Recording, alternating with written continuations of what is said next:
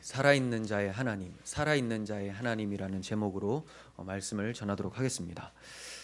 우리 지난 시간을 먼저 떠올려 보도록 하겠습니다. 지난 시간의 주제는 핵심의 문구는 이런 말씀이었죠. 당신은 가이사의 것입니까? 하나님의 것입니까?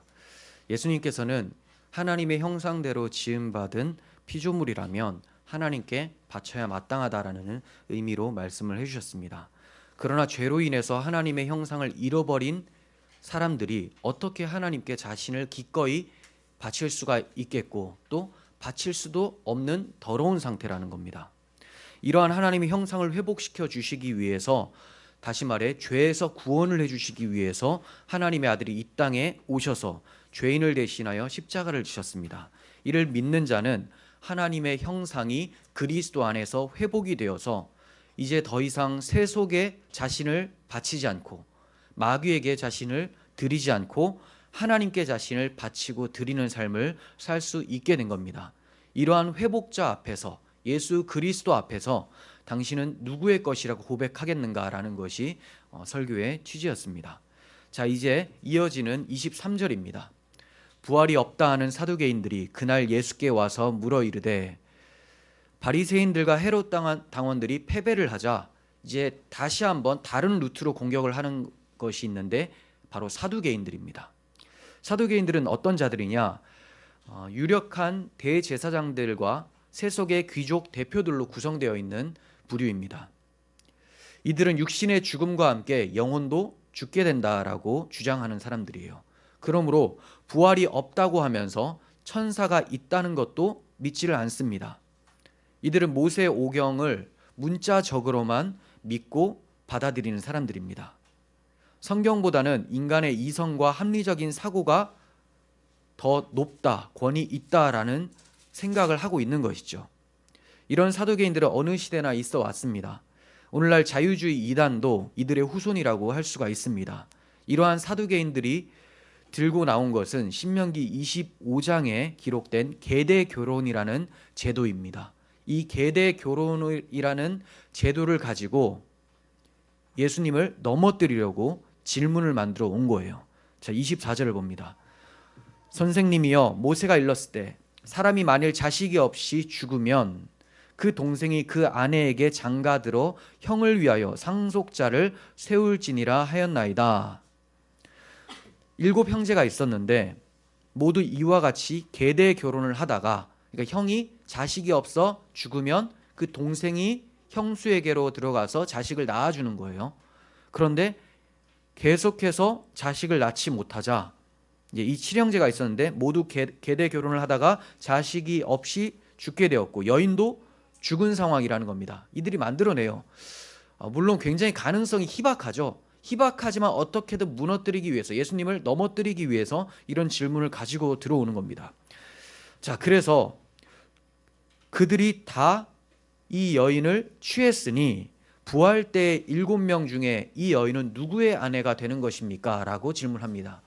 그러니까 부활 때 있다고 믿어서 질문하는 게 아니라 당신도 부활이 있다고 믿는데, 유대인들 많은 사람들이 믿고 있는데, 자, 그렇다면 이거 한번 대답해 보세요. 그때 이 여자는 누구의 아내가 됩니까? 이렇게 질문한 거죠. 이 제도의 핵심을 전혀 모르고 있습니다. 제도의 핵심은 후손이에요. 후손, 상속자입니다. 자식이 없어 죽게 되었다. 그래서 들어가는 거죠. 그래서 다시 결혼을 하는 거죠.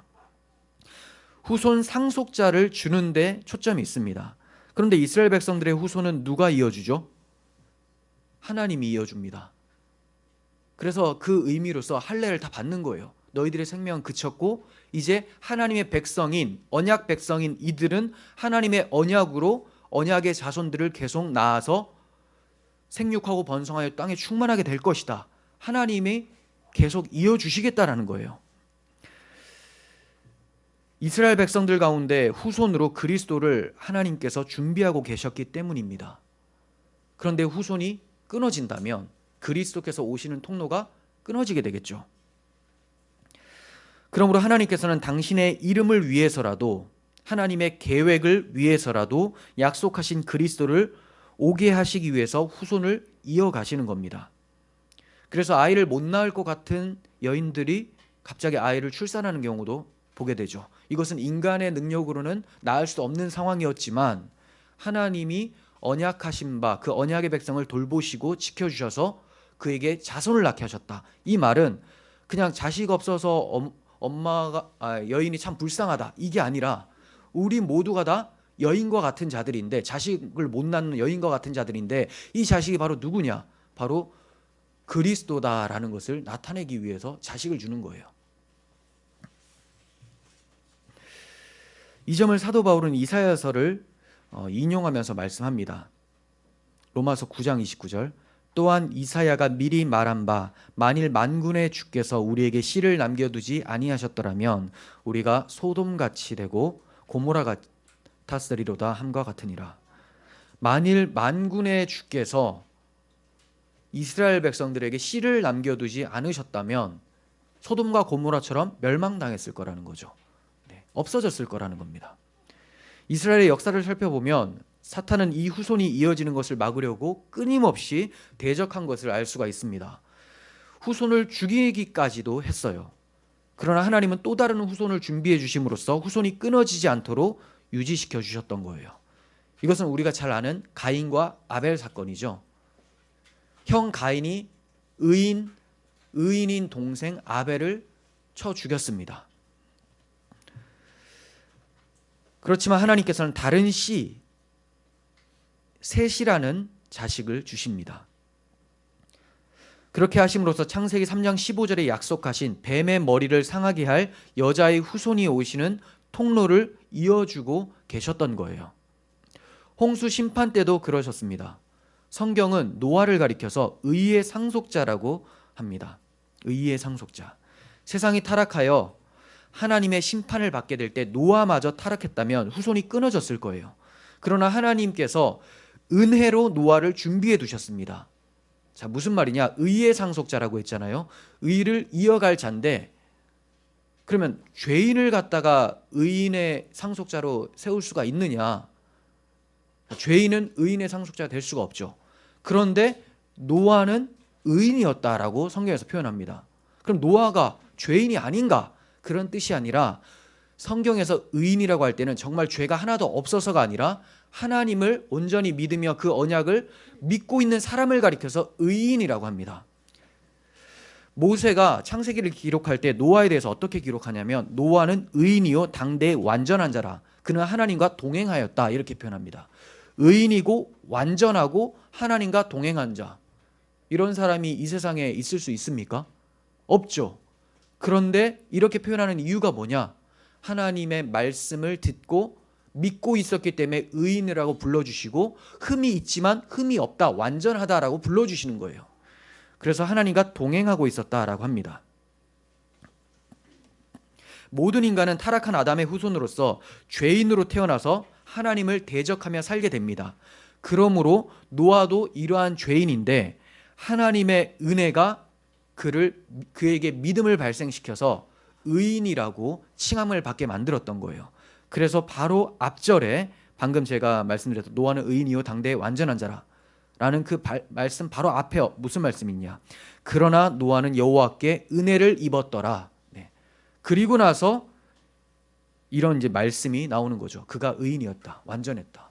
그러니까 은혜가 있기 때문에 의인이 되고 완전한 것이지 은혜 없이 의인이 되고 완전한 사람은 이 세상에 있을 수가 없다는 겁니다. 그러므로 노아가 의의 상속자로 남겨진 것은 노아의 행위로 인함이 아니라 여호와의 은혜로 인함이죠. 이처럼 하나님께서는 노아를 의의 상속자로 남겨주심으로써 그리스도께서 오실 통로를 이어가셨던 거예요. 이처럼 후손, 상속자가 이어지는 것은 이스라엘 백성에게는 너무나 중요한 문제입니다. 구원자가 오시는가 못 오시는가 하는 문제, 내가 구원을 받나 저주를 받나의 문제라는 거죠. 생과 사의 문제예요. 그러므로 하나님께서는 이 후손의 소중함을 이스라엘 백성들이 망각하지 않도록 만들어주신 제도가 바로 계대 결혼이라는 겁니다. 이렇게 후손이 중요하다. 그래서 형수를 취해서 결혼해서 어떻게든 아들을 낳게 할 것이다 라는 것을 강조하는 거죠. 너희들 절대로 하나님이 약속하신 후손, 아브라함의 후손으로서 그리스도를 보내시겠다라는 것을 절대 잊지 말라 하시면서 계대 결혼을 만들어 주신 거예요. 하나님께서 상속자를 남겨주시 않으셨다면 이스라엘이나 우리나 할 것 없이 온 세상은 소돔과 고모라와 같이 되고 말았을 겁니다. 그런데 사두개인들은 이러한 계대 결혼이 그리스도를 주시기 위한 제도인지를 모르고 엉뚱한 데 초점을 두고 있어요. 그러면서 예수님께 시비를 걸고 있습니다. 이들의 초점이 어디 있느냐? 그 여자는 누구의 아내가 되겠습니까? 그 여자는 누구의 아내가 되겠습니까? 자, 이거 지난 시간에 본문과 좀 이어서 제가 의역을 해본다면 이렇게 되겠죠. 그 여자는 누구의 것이 되겠습니까? 그렇죠? 그 남자의 것입니까? 하나님의 것입니까? 이런 질문으로 바꾸어 낼 수도 있다는 겁니다. 누구의 것이겠습니까? 당연히 하나님의 것이죠. 이 역사 속에서 그 여인의 구속사적인 역할이 저 남자들의 아내였던 것이고, 구속사 무대에서 퇴장을 하게 되면 모든 만물의 창조자이신 하나님의 것이 되어지는 거죠. 다시 돌아가는 겁니다.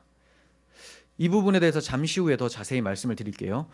이를 모르고 세속에 국한해서 생각하고 예수님을 올무에 걸려 넘어지게 하라는 저들의 모습이 얼마나 악하고 또 어리석은 모습입니까? 저들은 자신들의 질문이 날카롭다고 생각했었을 것이고, 그래서 예수님이 부활이 있다고 대답하지 못할 것이다 라고 생각을 했었던 거예요. 만약 부활이 있다면 그 여자의 남편이 누구냐는 문제가 풀리지 않을 거라고 생각했던 거죠. 이에 예수님께서 대답을 해주십니다. 29절, 너희가 성경도 하나님의 능력도 알지 못하는 거로 오해하였도다. 자, 이사야 26장 19절 보시면 구약 성경이죠. 구약 성경에 부활에 대한 말씀이 많이 나오는데 그 중에 하나입니다. 주의 죽은 자들이 살아나고 그들의 시체들은 일어나리이다. 티끌에 누운 자들아 너희는 깨어 노래하라. 주의 이슬은 빛난 이슬이니 땅이 죽은 자들을 내놓으리로다. 자, 다니엘서 12장 2절, 땅의 티끌 가운데서 자는 자 중에서 많은 사람이 깨어나 영생을 받는 자도 있겠고 수치를 당하여서 영원히 부끄러움을 당할 자도 있을 것이며, 많은 사람이 깨어나게 되는데 영생으로 깨어나는 사람들, 영생을 위해서, 그리고 영벌을 위해서 깨어나는 사람들도 있을 것이다라고 다니엘이 이제 말씀을 하고 있죠. 예언을 하고 있습니다. 도대체 저들이 성경을 보기나 한 것인지 의문스러울 정도입니다. 그런데 저들이 성경을 안 봤겠습니까? 봤겠죠. 사두개인들 열심히 성경을 연구합니다. 그런데 왜 저런 소리를 하게 됩니까? 자신의 그릇된 주장을 관철시키려다 보니까 하나님의 말씀을 잊어버리거나 왜곡하게 되는 거예요. 이단에 빠진 사람들의 특징이 그렇습니다. 문맥도 없고 성경 말씀도 기억을 못해요. 이단들이 성경 말씀을 잘 안다고 생각하겠지만 그것은 그들이 주장하고 있는 이단 교리를 나타내기 위한 구절들만 달달 외우지 그 외에는 외우지를 못해요. 성경을 잘 모릅니다. 그들이 말하는 그 성경 구절 외에 다른 걸 얘기를 하면 이제 과부하가 걸리기 시작을 하는 거죠. 그리고 하나씩 읽어갈 수가 없어요. 이해를 못합니다. 뭐 읽기야 하겠죠. 잘 안 읽으려고 합니다, 성경을. 그런데 읽어가면서 문맥이 어떤 식으로 흘러가는지를 구조가 없습니다. 왜? 매여 있어서 그래요. 사고가 완전 장악돼서. 이거는 이 교리를 절대 벗어나서는 안 된다. 물론 교리라는 것은 너무 중요합니다. 개혁주의에서도 교리를 중요시 여기죠. 근데 이 교리는 성경 신학을 통해서 나오는 교리인 것이지, 교리를 통해서 성경 신학을 만들면 이게 이단이 되는 거예요. 자, 성경을 열심히 연구하다 보니까 교리가 뽑아져 나오는 것이지, 교리를 만들어 놓고 성경을 갖다 붙이면 이게 이단이 되는 거라는 거죠.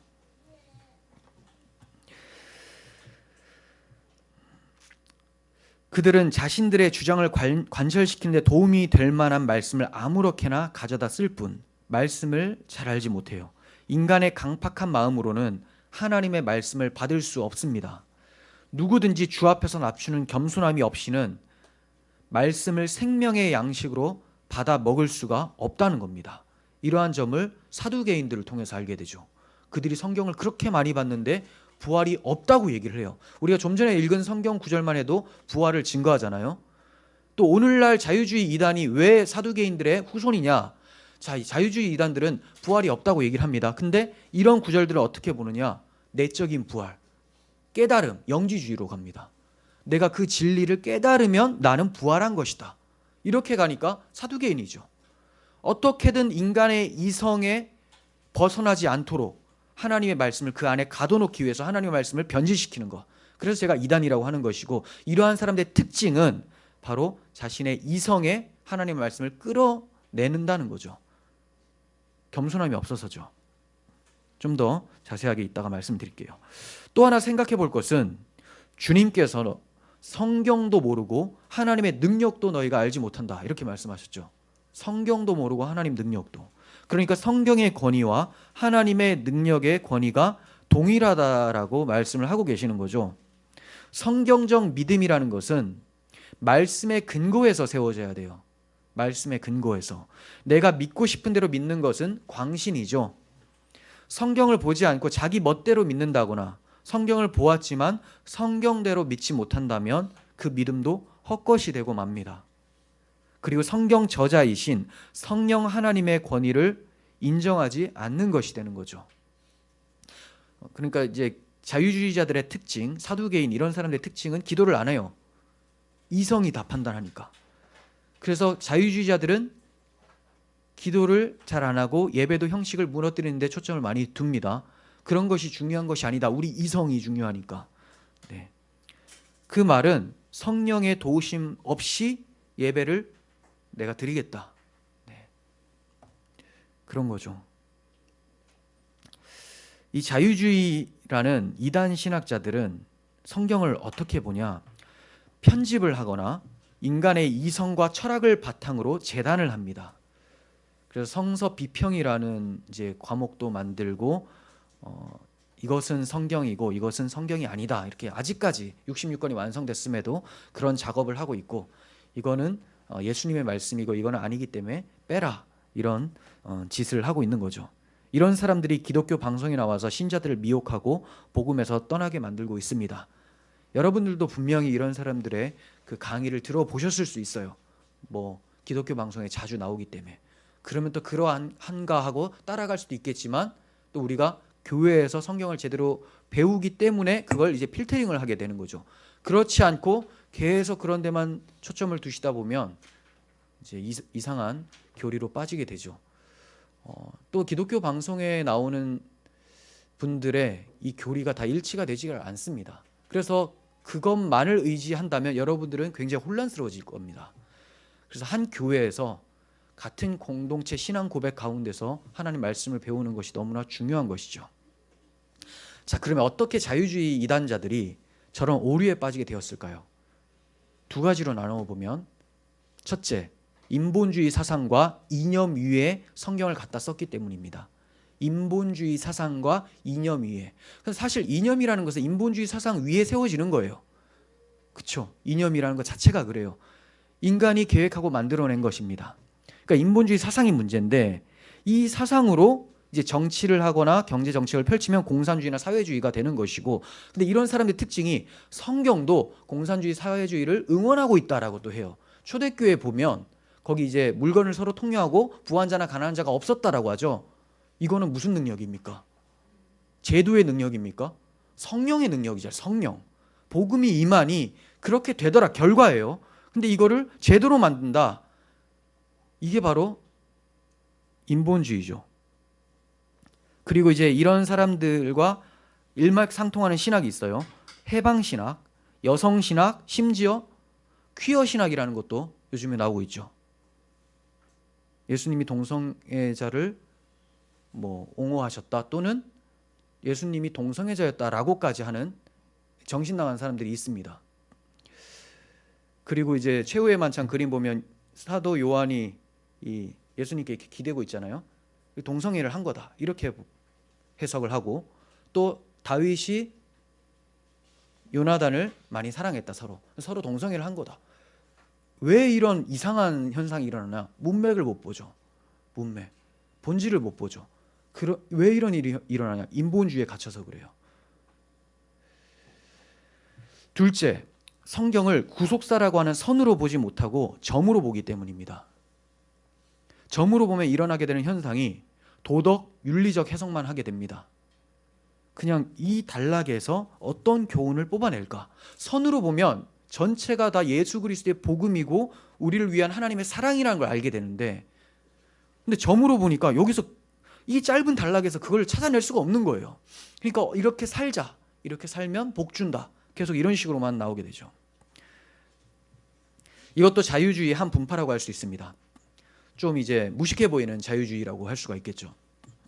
이거는 이제 전통적인 교회에서 자주 발생되는 것이고, 앞에서 말씀드린 것은 이제 1900년대 이후로 많이 등장한 자유주의 신학의 물결이죠.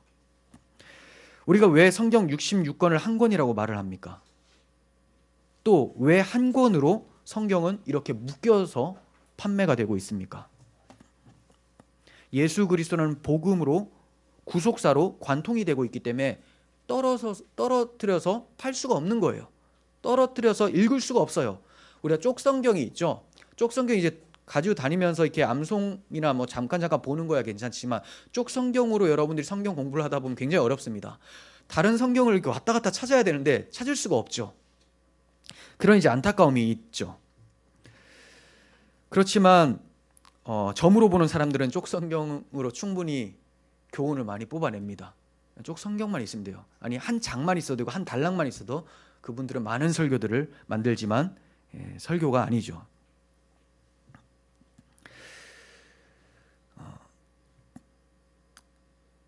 그 성경 전체의 주제가, 제가 이제 핵심은 예수 그리스도의 십자가 복음이다라고 말씀드렸고, 이것을 구속사적인 관점으로 보는 것이다라고 말씀을 드렸습니다. 큰 주제는 무엇으로 말을 할 수 있을까요? 큰 주제. 성경의 큰 주제는 제가 새신자반에 꼭 집어넣지만 하나님 나라예요. 하나님 나라. 그런데 제가 하나님 나라라고 얘기를 하고 그 하나님 나라의 완성을 이루는 근거가 바로 예수 그리스도 십자가라고 이제 말씀을 드리거든요. 그러니까 하나님 나라와 예수 그리스도 십자가가 떨어뜨려서는 절대 하나님 나라는 이루어질 수가 없어요. 근데 자유주의 신학자들은 이 성경이 하나님 나라의 관점이다라고 얘기를 해요. 근데 저는 그 사람들을 굉장히 싫어합니다. 왜? 십자가 빼고 하나님 나라입니다. 이게 공산주의예요. 이해가 되십니까? 이게 공산주의입니다. 그들은 하나님 나라를 외치면서 이 세상에 인간이 만들어놓은 유토피아를 생각하고 있는 거예요. 그래서 자유주의 신학자들의 특징을 보면 예수 그리스도의 복음, 십자가 이거 쏙 빠져 있어요. 굉장히 약하고 희미하고 그렇습니다. 또 제가 사실 인간적인 어떤 그 묵상이나 또 이제 글 쓰는 이런 뭐라고 이제 필력 이런 걸 참 좋아하는 철학자가 있습니다. 기독교인이라고 자처를 하시는, 나이가 많으세요. 아주 많으세요. 근데 이분이 글을 잘 쓰고 따뜻해요, 사람이. 근데 이분의 책을 3권이나 보면서 느낀 거는 복음이 하나도 없어요. 예수 그리스도라는 말조차도 언급이 안 돼요. 책을 끝낼 때까지 한 350페이지짜리 한 3권을 쓰는데도 예수 그리스도의 정신 이런 건 많이 나와요. 제가 그걸 보면서도 많이 도전을 받습니다. 왜냐? 이렇게 우리와 다른 복음을 가지고 있는 불신자 철학자, 그분은 이제 자신을 신학자라고 하겠지만 이런 분도 사랑을 외치고, 물론 그 사랑이 기독교적 사랑은 아닙니다. 그렇지만 따뜻하게 섬기며 살려고 하는데 복음을 가지고 있다는 교회들은 무엇을 하고 있나? 이런 이제 오히려 반면교사 삼는 그런 이제 교훈을 받게 되는데, 여러분들이 자유주의 신학자들의 책을 보실 때 조심해야 되는 거는 오직 예수 그리스도 십자가 복음 이것이 없어요. 네, 오직이란 단어를 쓰면 독선이다, 편협하다라는 것이 자유주의 신학자들의 특징입니다. 그래서 그분이 얼마 전에도 예수 그리스도로만 구원을 받는다라는 것은 독선이다라고 또 얘기를 해버려서 이제 큰 파장이 생겨버렸죠. 굉장히 안타깝습니다. 오늘날 성경을 명언집이나 위인전처럼 취급하는 사람들이 많아요. 성경도 모르고 하나님의 능력도 알지 못하는 자들이죠. 왜 모릅니까? 겸손함이 없어서. 왜 겸손함이 없냐? 거듭나지 않았기 때문에. 그러므로 성경 말씀을 대하기에 앞서 기도하시고 철저히 가난한 심령으로 온전히 복음의 말씀을 받으셔야지만 됩니다. 성령님을 구하셔야 된다는 거죠. 우리 이성으로 보면 바로 인본주의 해석이 나오게 되는 거예요. 자, 30절 봅니다. 부활 때에는 장가도 안 가고 시집도 안 가고 하늘에 있는 천사들과 같으니라 라고 말씀하십니다. 부활 때는 장가도 안 가고 시집도 안 간다. 장가와 시집, 결혼이죠. 이 결혼이라는 것이 이 세상에서 무엇을 깨닫게 해주려고 하시는 것인지 말씀하신 거예요. 결혼이라는 제도가 뭔가 의미를 담고 있다는 겁니다. 뭔가를 가르쳐 주기 위해서. 그거 아니면 결혼은 아무 소용이 없다라는 겁니다. 자, 그러므로 내세에는, 앞으로 올 세상 내세에는 결혼이 필요가 없는 거예요. 결혼은 이 땅에서 하나님이 교육하기 위한 제도로 주신 것이지, 저 세상 내세에 가면 필요가 없어요. 이미 다 교육돼서 교훈 받고 들어온 사람들이 앉아 있을 테니까 거기에는 결혼이 필요가 없어요. 자, 그러면 하나님께서 결혼을 통해서 깨닫게 해주시려는 것이 무엇일까요? 에베소 5장 22절부터 봅니다. 아내들이여 자기 남편에게 복종하기를 주께 하듯 하라. 항상 주님이 들어가요. 주님, 주께 하듯 하라. 남편들아 아내 사랑하기를 그리스도께서 교회를 사랑하시고 그 교회를 위하여 자신을 주심같이 하라. 그러므로 사람이 부모를 떠나 그의 아내와 합하여 둘이 한 육체가 될지니. 자, 이 말씀은 창세기의 그 에덴 동산에서 나오는 말씀이죠. 처음에 결혼을 허락해 주실 때, 결혼 제도를 주실 때 사람이 부모를 떠나 그의 아내와 합하여 그 둘이 한 육체가 될지니 이 비밀이 크도다. 그 가운데 비밀을 담아 놓으셨다는 거예요. 그게 뭐냐? 나는 그리스도와 교회에 대하여 말하노라. 즉 결혼 생활을 통해서 그리스도와 교회, 그리스도께서 교회를 얼마나 사랑하시고, 십자가 복음이죠. 또 교회는 그 사랑을 받아 어떻게 그리스도께 헌신하는지, 성화의 삶이죠. 이거를 알지 못한다면 결혼은 아무 유익이 없다. 하나님이 만들어 놓으신 제도에 들어가는 것이 아니다라는 것을 말씀하는 겁니다. 그러므로 남자와 여자라는 성도 마찬가지예요. 그리스도는 남자고 교회는 여자의 역할을 이 세상에서 하게 됨을 배우게 해주시기 위해서 주신 겁니다. 그러므로 부활 때에는 장가나 시집갈 이유가 없는 거죠. 성이 없는 천사와 같은 상태가 되는 거예요. 영적인 상태. 육적인 상태일 때 성별이 구별이 되는 것이지, 영적인 상태에서는 그게 필요가 없다라는 거죠. 부모와 자식 역할도 마찬가지입니다. 이 세상에서만 필요했던 것이지 부활 때는 그 역할이 사라져요. 그러니까 이제 천국에 가서, 완성된 천국 가서 아버지, 어머니, 자식들 다 알아볼 거예요. 알아보지만 뭐 얼굴은 뭐 서로 좀 다르겠죠. 그렇지만 이제 지혜까지 새로워져서 알아보게 될 겁니다. 그런데 그때도 아이고 아버지라고 하는 게 아니에요. 아이고 성도님, 역사 속에서 너무나 감사했습니다. 사랑합니다. 이렇게 이제 나오는 것이지, 그때도 이놈, 이게 아니라는 거죠. 내 이놈, 어떻게 네가 나한테 성도라고 하느냐. 이거 아니에요. 역할이 있어요. 역할. 그러니까 우리가 구속사 무대를 퇴장하고 나서는 이제 하나님의 것을 다시 회개하는 것이죠. 물론 지금도 하나님의 것이지만 이제 하나님의 성도로서 다시 복귀를 하는 것입니다. 즉 부활이라는 것은 하나님의 구원 계획의 완성이고 온전히 하나님의 것으로 회복되는 완성인 거예요. 이제 주님은 부활이 없다는 저들의 생각을 출애굽기를 인용해서 박살을 내십니다. 31절부터 32절. 죽은 자의 부활을 논할진대 하나님이 너희에게 말씀하신 바 나는 아브라함의 하나님이요 이삭의 하나님이요 야곱의 하나님이로다. 이게 출애굽기 말씀이에요. 하신 것을 읽어보지 못하였느냐. 하나님은 죽은 자의 하나님이 아니요 살아있는 자의 하나님이시라 하시니. 아브라함과 이삭과 야곱의 하나님이라는 표현을 우리가 출애굽기 강해 때 굉장히 많이 볼 수가 있었죠. 그런데 왜 주님께서 굳이 출애굽기의 말씀을 인용하실까요? 저들이 모세의 오경만 인정했기 때문이죠. 아브라함과 이삭과 야곱은 하나님께서 메시아 언약으로 세워주신 족장들이에요. 그래서 아브라함과 이삭과 야곱의 하나님이라고 하는 동시에 제가 어떤 하나님으로 바꾸어 읽으라고 하셨습니까? 언약의 하나님. 네. 아브라함과 이삭과 야곱의 하나님이다라는 말은 언약의 하나님이라는 거예요. 메시아 언약을 저들에게 약속해 주셨습니다. 언약 안에서는 죽어도 산자가 돼요. 잘 생각해 보세요. 언약을 맺고 있잖아요.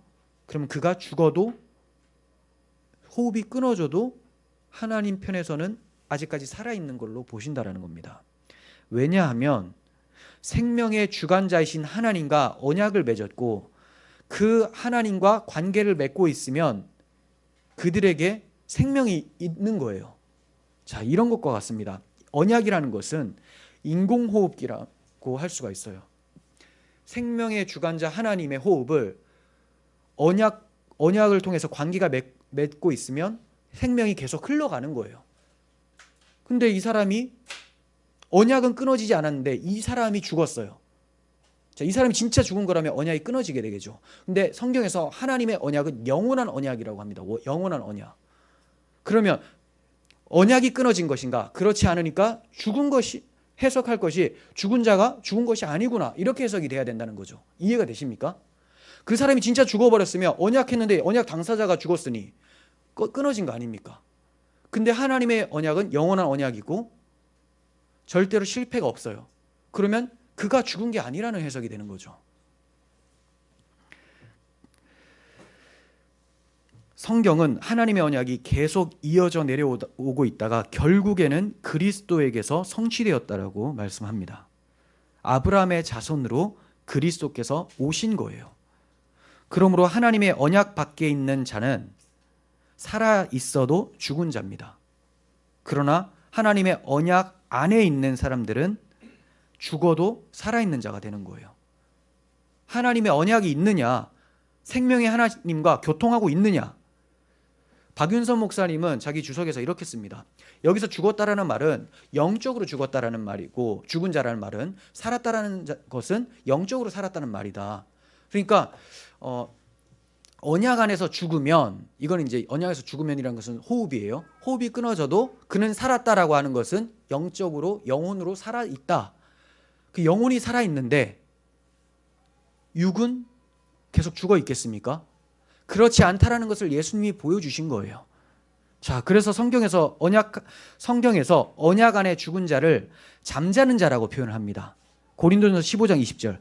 그러나 이제 그리스도께서 죽은 자 가운데서 살아나사 잠자는 자들의 첫 열매가 되셨다. 예수님의 부활이 왜 일어났느냐? 잠자는 자들, 죽은 자들이 아닙니다. 잠자는 자들의 첫 열매가 되셨다. 그러니까 예수님의 부활을 통해서, 예수님이 몸으로도 부활을 하셨죠.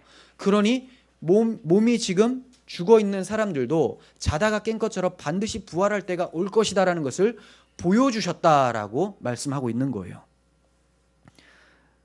그래서 예수님께서는 하나님은 죽은 자의 하나님이 아니요 살아있는 자의 하나님이시다라고 말씀하신 겁니다.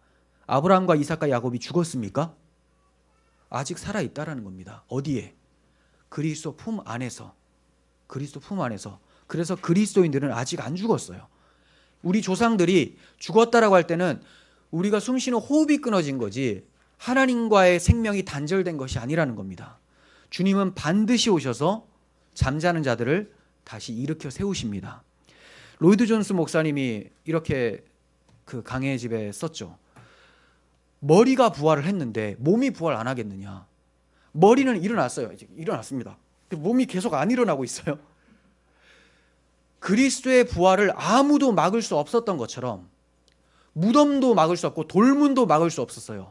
머리 대신 그리스도가 부활을 했다면 그의 몸된 교회가 부활할 것은 너무나 당연하고 아무도 막을 자가 없는 것이 사실 아니겠습니까?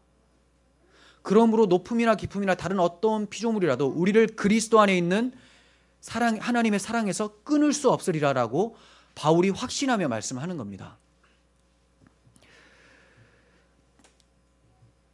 이렇게 자는 자들은 마침내 다시 오실 주님께서 반드시 불러 깨우실 것이고 그때는 누구의 것도 아닌 오직 하나님 아버지의 것으로서 그 은혜와 사랑을 찬양하면서 살아가게 될 거예요. 이 영광스러움을 소망하고 계십니까? 이것을 맛보면 세상과 나는 간 곳 없고 오직 구속한 주만 보인다라고 고백하게 됩니다. 주님의 영광만을 찬양하며 그 영광 가운데 거하기만을 사모하게 된다는 겁니다. 이 점을 변화산에서 베드로의 고백을 통해서 알 수가 있어요. 마태복음 17장 1절부터 4절 봅니다. 엿새 후에 예수께서 베드로와 야고보와 그 형제 요한을 데리시고 따로 높은 산에 올라가셨더니 그들 앞에서 변형되사 그 얼굴이 해같이 빛나고 옷이 빛과 같이 희어졌더라. 그래서 변화산이라고 하는 거예요. 변화됐죠. 자, 이 모습은 예수님의 부활하신 영광스러움을 먼저 나타내기 위한 전조라고 할 수 있습니다. 그때 모세와 엘리야가 예수와 더불어 말하는 것이 그들에게 보이거늘, 자, 이상합니다. 모세와 엘리야가 예수와 더불어 말합니다. 죽었잖아요. 근데 왜 더불어서 말하는 것이 보입니까? 안 죽었다라는 말이죠. 그리스도 안에서 아직 살아있다라는 것을 나타내는 거예요. 그들은 다 언약을 따라 죽었기 때문에 약속하신 것을 받지 못하고 죽었지만 신약의 백성들이 그리스도라는 약속의 실체를 받았으므로 이들도 살아있다라는 것을 나타내 보이고 있다는 겁니다. 자, 그래서 베드로가 예수께 여쭙니다. 주여, 우리가 여기 있는 것이 좋사오니 만일 주께서 원하시면 내가 여기서 초막 셋을 짓고 하나는 주님을 위하여, 하나는 모세를 위하여, 하나는 엘리야를 위해서 짓겠습니다. 이렇게 얘기를 합니다. 베드로가 이상한 표현을 하죠. 이곳이 좋대요. 산인데 뭐가 좋습니까? 근데 왜 좋습니까? 부활의 영광스러움을 그가 경험을 하고 나니까, 우리 믿음의 선배들이 죽은 것이 아니구나, 언약 안에서 살아있었구나, 부활하신 예수 그리스도의 영광에 참여되었구나, 이 영광이 천국의 영광이에요. 이걸 경험하면 이 세상이 하찮게 보이는 거죠. 세상이 주는 기쁨과 가치가 눈에 안 보이는 겁니다. 세상과 나는 간 곳이 없어요. 오직 구속한 주만 보여요. 그러니까 내가 안 보이니까, 세상과 나는 간 곳이 없으니까 자기 집은 언급도 안 합니다. 초막 셋을 짓는데 제 집도 하나 지을까요? 라고 말을 안 해요. 왜요? 집이 필요 없어요. 주와 함께하는 그 영광에 도취가 되어 있어서 그것만으로 만족하다라는 거죠. 오늘 우리에게도 부활의 영광에 참여할 수 있는 시간이 있습니다. 완성된 부활의 영광은 주님 다시 오실 때 우리가 경험하겠지만 지금 이 시간에도 우리는 부활의 영광을 맛볼 수 있습니다. 바로 생명의 말씀이신 성경을 통해서, 설교를 통해서 우리는 그 부활의 영광을 사모하고 소망 중에 바라볼 수 있게 된다는 겁니다. 세상이 많이 어지럽습니다. 여러 가지 이념과 정책과 여러 가지 테러들과 또 바이러스와 위협되는 것이 너무나 많아요. 하지만 기독교인들은 두려워하지 않아요. 조심은 해야 되겠죠. 하지만 두려워하지 않을 것은 우리의 생명은 예수 그리스도 안에 감추어져 있기 때문이죠. 죽어도 살았다라는 것이 성경의 결론입니다. 우리는 살아 있습니다. 그곳에는 눈물도 없고 아픔도 없고 애통하는 것이나 곡하는 것이 다시 없는 곳이고 우리 주님께서 그 눈물을 닦아주시는 곳입니다. 우리는 반드시 다시 살 것이고 그때 우리 주님과 함께 영광에 참여하게 될 겁니다. 우리가 오늘 말씀에 집중하며 주의 성령으로 부활을 소망하고 있다면 베드로와 같은 고백을 하지 않을 수가 없습니다. 세속에 속한 생각은 잊어버리게 될 거예요. 우리 모두가 이 부활의 영광을 말씀을 통해 풍성히 경험하시길 바라고 부활의 때를 사모하면서 살아가시는 우리 교회가 되었으면 좋겠습니다. 기도하겠습니다. 하나님 아버지, 저희들이 부활이 없다면 무엇을 소망할 수 있었겠습니까? 그러나 잠자는 자들의 첫 열매가 되어주신 예수 그리스도께서 우리를 구원하셨기에, 머리가 부활하셨기에 몸인 우리도 부활할 것을 믿습니다. 그때에는 장가가거나 시집갈 이유도 없고 오직 우리를 구원하신 예수 그리스도와 함께 성도로서 주님을 찬양할 것입니다. 하나님, 이 세상을 살지만 많은 유혹들과 박해와 어려움과 공고함들이 우리를 공격합니다. 마음 빼앗기지 않게 하시고 천국 소망 두며 주의 빛된 자녀로서 살아갈 수 있도록 은혜 베풀어 주시옵소서. 예수님의 이름으로 기도합니다. 아멘.